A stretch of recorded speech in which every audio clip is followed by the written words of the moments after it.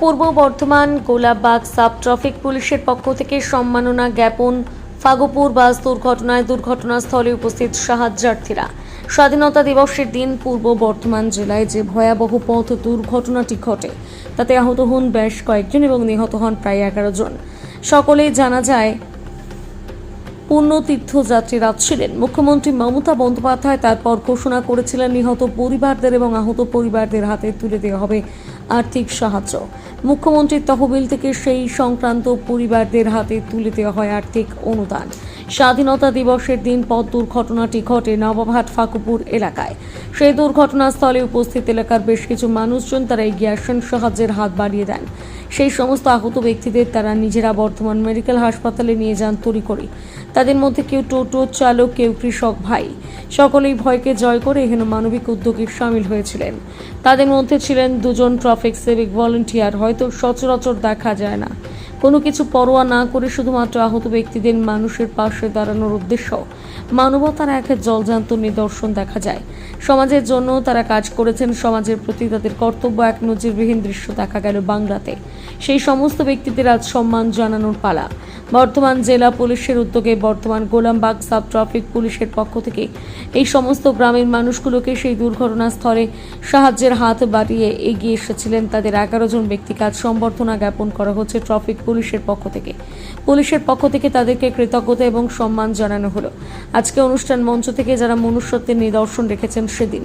আজকের এই অনুষ্ঠান কর্মসূচিতে উপস্থিত ছিলেন additional traffic SP, DSP, traffic headquarter, Golapbag ফাঁড়ি ওসি, অন্যান্য পুলিশ আধিকারিকগণ এবং গ্রামের মানুষরা যারা উদ্ধার কাজে হাত লাগিয়েছিলেন।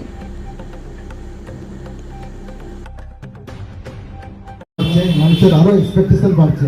আমাদের চেষ্টা আপনাদের এক্সপেকটেশনকে ফুলফিল করা। দুর্গা পুজো আসছে, আমরা ট্রাঙ্কে ড্রাইভিং করবো, সাইলেন্সার খোলাবো।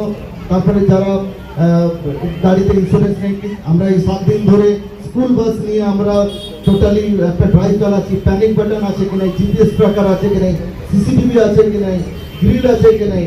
তো এই সেফটি যে এগুলোকে আমরা চেক করছি, কিন্তু অভিভাবকদেরকেও চেক করতে হবে। আমি আমার বাচ্চাকে পাঠাচ্ছি, তো শুধু পুলিশের ঘাড়ে হাতে পুলিশের ঘাড়ে দিয়ে দিলে তো হবে না। তো আমাকেও সচেতন হতে হবে, কাল স্কুল প্রকল্পেও সচেতন হতে হবে।